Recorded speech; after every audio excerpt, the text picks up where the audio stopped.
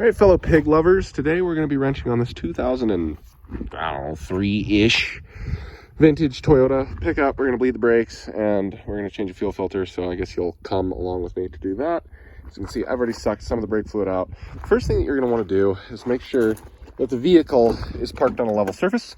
And what I like to do is with the key in the on position, engine off, put it in neutral. Parking brakes off.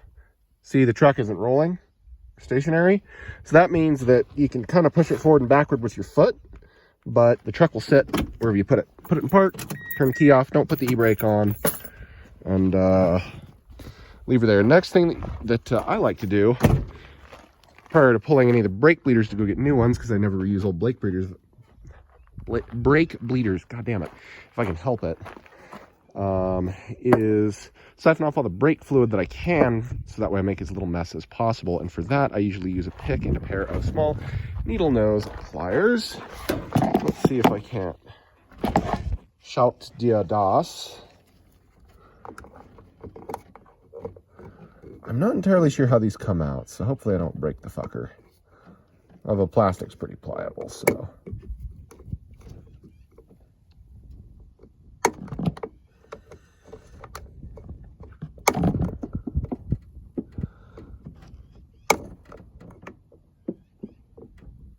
No, I think, well, you might have to twist it. I don't know, let's see. Kind of looks like it twists up and out.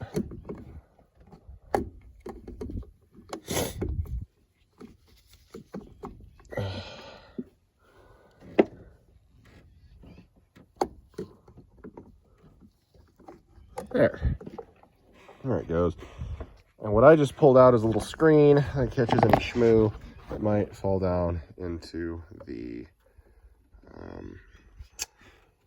here's my watch it down into the brake master cylinder, and I'm leaving the fuck you cap over here. And then yeah, I'm gonna take I use a glass type turkey baster to remove a lot of this shit, because I'm not spending $900 on a vacuum pump setup, because I don't do that much of this. You can see the brake fluid doesn't look terrible, but it's definitely dark and old. So yeah, you can see it's all going to drain back out, but that's a pretty good test. When your brake fluid starts to look like that, I generally recommend replacing it. Although really the copper brake fluid test strips are the best indicator of when to replace like a conventional .3 brake fluid. There's this weird silicone .4, I think. I try not to deal with cars that use that shit. Although that old motorcycle over there does. It's an old Kawasaki from the 80s, so who knows.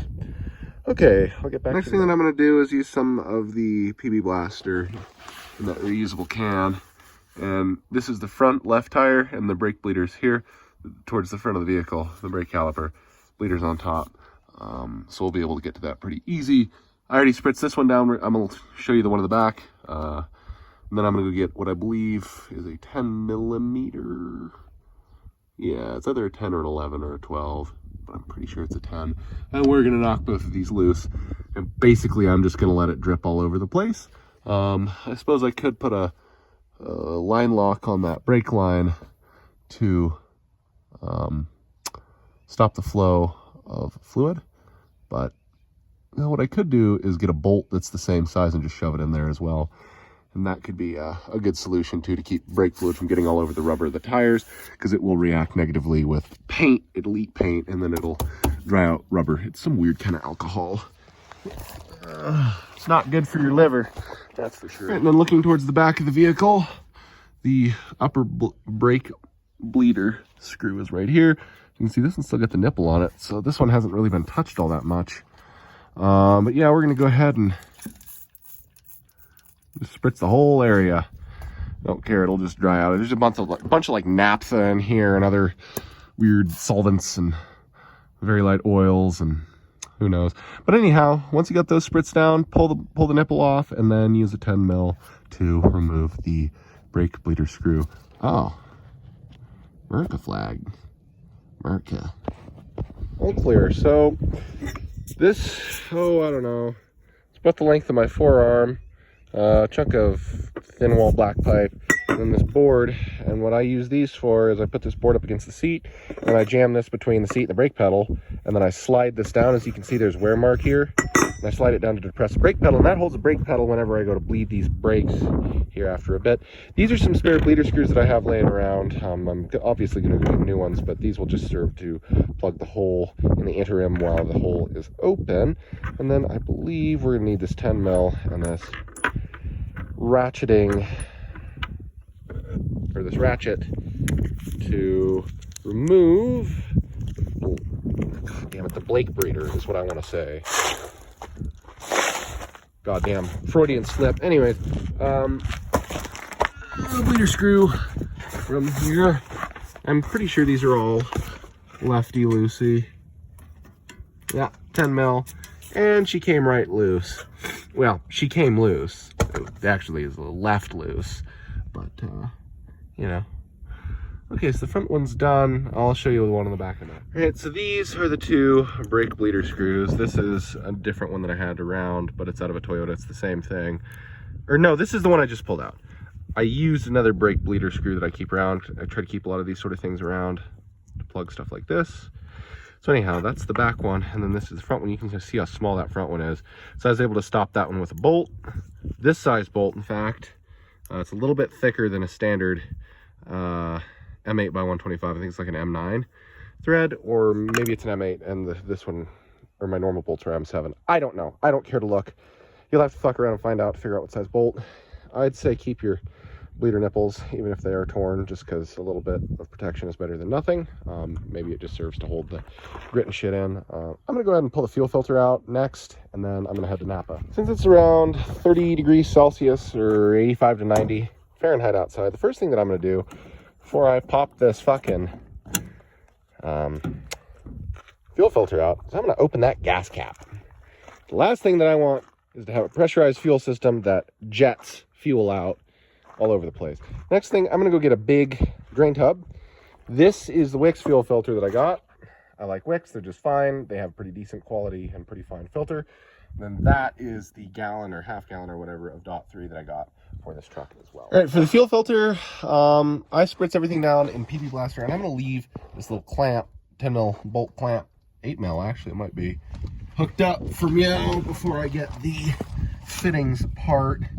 I get an assortment of wrenches from 14 up to 22 because I'm not sure what size I'm going to need to loosen each of these ends, but you don't just want to grab on this nut, you also want to have a wrench on this one, otherwise it will torque and twist this whole assembly. You risk breaking not only this hold down or this clamp assembly, but also the fuel line on the other side. I'm pretty sure this is a 17 and this is a 21, but I will get back to you. All right, get yourself 14 millimeter line wrench for this shit. I just tried to round this guy off, and then, okay, whatever. That's a 19 mil. Come on, whore. Come on, whore. Well, anyhow, you get the picture. Be ginger. I was also using this chunk of black pipe as a cheater bar for this, since somebody went fuck nuts and retard strong on it. You know, these really don't have to be that tight, and yeah, well, okay, I shouldn't say that. But anyhow, they shouldn't be super tight, and like,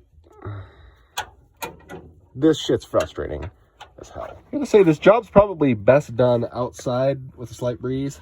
Boy, these gas fumes will give you a headache in a heartbeat. Use gloves, use safety glasses, and preferably coveralls. And if you're sensitive to gas, use a respirator or something else that can filter out that shit. Anyhow, notice how I have the wrenches set up, right? So I got the line wrench fully on the nut, and then I got another wrench for the double wrench method. Oh man. And then I got my 19 set this direction, so that way I can push this way, and I can control the motion of the body of the fuel filter and then the big nut that way. And then it's already loose, but as you can see, it cracks loose in this direction. And then I think what I'm gonna do is just let it drain and go to Napa, because that'll save me having to mess around and even more gasoline. I'm not a big fan of gasoline. Some nasty, nasty stuff. Yep, just like that. And then I'll try to get the other nut out, and then we'll remove the fuel filter.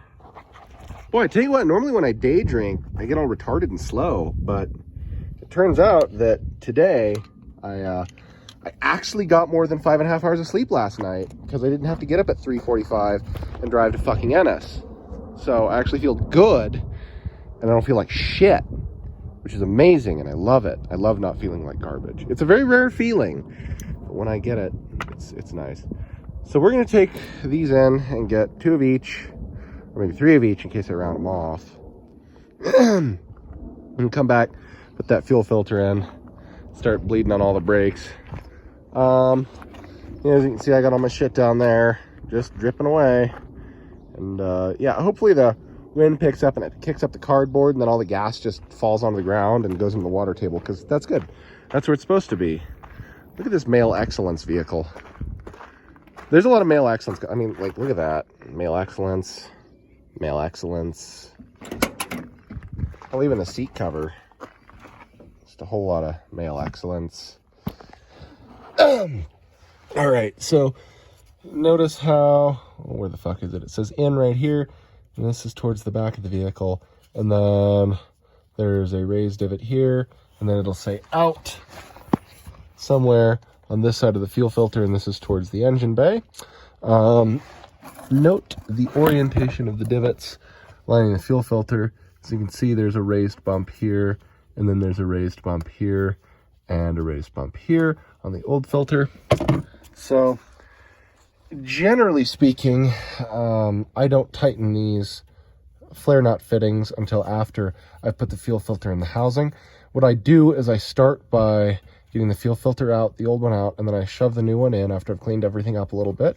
And then I just get the thread started and make sure I can thread everything by hand pretty lightly, and then get it till it's almost seated. And then I go ahead and install the fuel filter properly into its housing, back and forth, and clamp it down, just like you can see here, with the bolt holding it in. And now I'm going to go ahead and take my 14 and my 19 and tighten up these fittings, one on the front and one on the back here. And then the fuel filter should be replaced. All right, so I just put all 4 bleeder screws in. Make sure that they thread in appropriately into their holes before you tighten them down, and then don't go hard strong on them. Just get a little wrench and just kind of snug them up. I'm going to put this guy back in. I don't think there's a preferred orientation, but as you can see, she's got some fluid in there. Okay, boom, just like that. And then that should be good. And again, I'm just using this because I know I'm going to go through a bunch. It's pretty dry out today, so I'm not too worried about it sucking up water, but if you live in a humid place, you're going to want to tap this every time you do it. Shoot, and let me think. Oh yeah, I'll dump out some of these Blake breeder screws.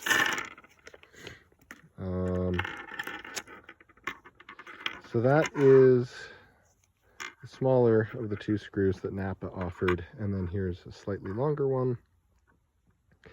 They were struggling. The kid in there was new, but anyways, 93 925 or something like that was the part number. I don't, or in 927 or 23 927, 23 925 is the shorter one. That's the correct one. And then I don't remember what this one is. It's kind of a pencil dick little bleeder screw, but I always get 3 instead of 2 in case I round one off. That's just good insurance.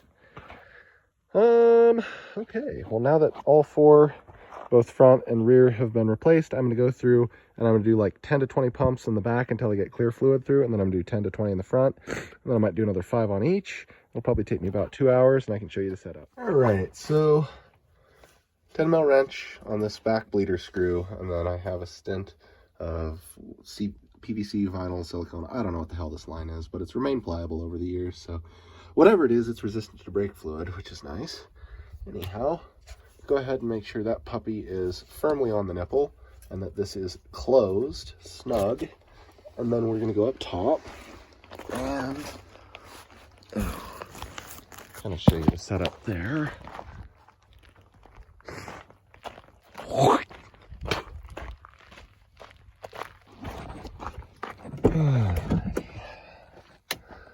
Yeah, so we'll be pressing the brake pedal like this. Set you there and you'll stay.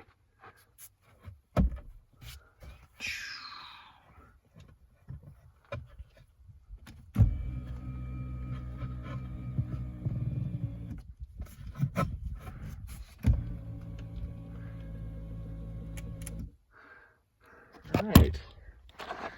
So as you can see, the seat is wedging against the wood, is wedging against the bar, is pressing the brake pedal. And the brakes are probably going to be kind of spongy right now because I had the whole system open. But basically, you're going to have to go down there, crack the bleeder screw, let some fluid and air out, come back up, close it, and then come back up. Take the bar off, let the pedal stroke back and suck some fluid in the reservoir, and then depress it again. Go down, crack it, close it, come back up, take this out, depress it again. And you're going to do that order of operations a whole bunch of times until you get all the air out, until you get some clean looking fluid through it. And that's basically how to bleed your brakes by your lonesome. It's nice with these electronic seats. You can kind of back and forth versus the old ones with the bar underneath kind of suck dick, but whatever. All right, yeah, and I don't know, every 5 to 10 pumps, come and check your brake fluid level. Last thing you want to do is suck air on here, because then you get to do it all over again. All right, so there are 4 steps to this procedure, and then I'm probably going to leave you. Merca. The first step is click. What is click, you ask? Oh, it's giving her a wedgie. That's click. All right, now the second step is suck. Oh, so you're gonna want to come under here and get your greasy fucking line and put it on the nipple like that. So there's click, and then take your 10 mil, go like that, and then watch as it's going to piss out fluid. Click, suck, now stick, close it. That's closing it, stick. And then the last step is fuck. And I'm not sure what that step's all about, but yeah, you're definitely going to want to involve that. So just remember, click, suck, stick, and fuck.